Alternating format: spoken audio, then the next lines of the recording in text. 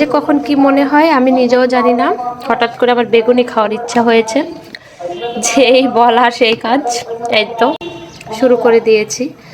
জানি না কেমন হবে, চলুন দেখা যাক। তো দেখুন আমার বেগুনিগুলো কত সুন্দর হয়ে ফুলছে। আমি সাকসেস, কারণ কোনো কিছু করতে গিয়ে যদি পারফেক্ট না হয় মনটা খুব বেশি খারাপ করে। কিন্তু অনেক সুন্দর হয়েছে, আমি তো খুশি অনেক। মাশাআল্লাহ, আমার বেগুনিগুলো অনেক বেশি সুন্দর হচ্ছে। আলহামদুলিল্লাহ, আমি তো অনেক খুশি। যখন কোনো কিছু ইচ্ছে হয় আর যখন পারফেক্টলি হয় না, মনটা অনেক বেশি খারাপ হয়ে যায়। কার কার এরকম হয়? আমার সাথে বেশি এরকম হয়। যখনই বেশি আগ্রহ নিয়ে কিছু বানাতে চাই, তখনই আমার প্রায় দেখি যে কোনো একটা মিস্টেক করে ফেলি।